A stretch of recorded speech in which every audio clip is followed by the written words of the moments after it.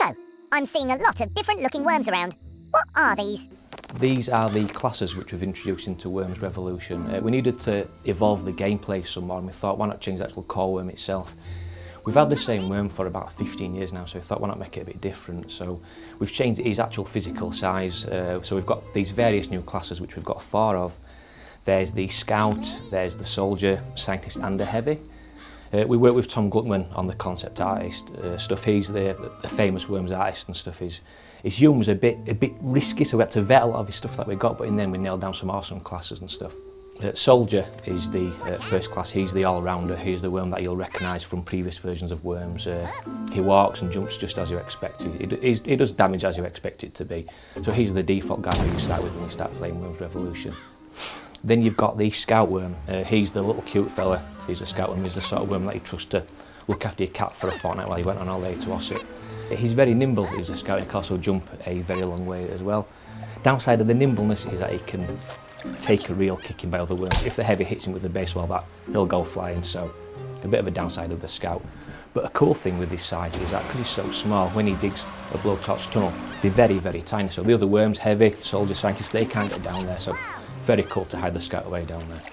There's the Scientist worm. He's the brains behind the brawn. You'll recognise the Scientist because he's got a huge big head. That head's full of brains, so we're here, it's not some cranial dysfunction going on in there.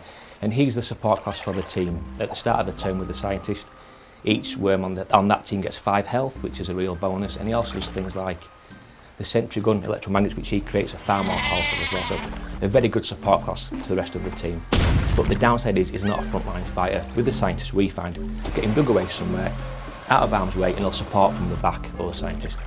Lastly, we've got the Heavy worm. He's the giant looking, mean looking worm from the artwork which is out there. We actually got some local nightclub bouncing to some motion capture, so we think he's a realistic gripper that we've got there. With the Heavy worm, he's very slow. He doesn't go up slopes very well. He can't jump very far. Even with the jetpack, he doesn't move very well. But the flip side of that is he's really, really powerful.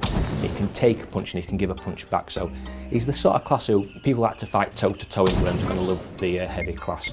And something which we've got for Worms Revolution is actual physical damage on the worms themselves. Usually worms can go 12 rounds and they don't bat an eyelid, but now in Worms Revolution they've now got black eyes, they can have missing teeth, they can have bandages. It's funny, but at the same time it's a bit tragic, so you kind of realise what these worms are going through and stuff, so it does shed a tear to your eye while being funny at the same time.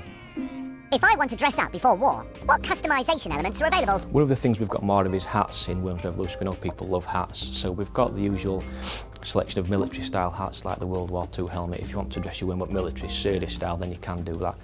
As well as the serious ones, we've got comedy ones in there, such as we've got wigs and stuff, particular pop style wigs where once they're on a worm I do find it pretty hot actually, so a bit of something there for everyone.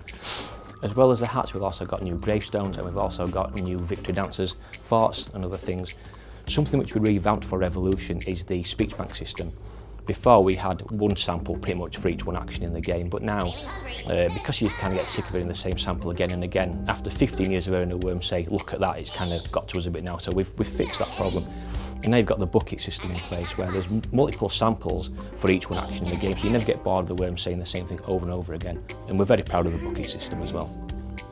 Also for Worms Revolution we've got trinkets now as a customisable option where the worm takes these into battle. They don't really bring anything to the gameplay as such, they're just things that worms get out and play with while they're bored. For example, worm can get out a particular handheld console device. Actually no, it can't, for legal reasons we took that out of the game, so now it gets out a teddy bear, it gets out a football and it'll play with these while the action's going and waiting for its own turn. So they don't bring anything to the party, they just look funny when worms are playing with them.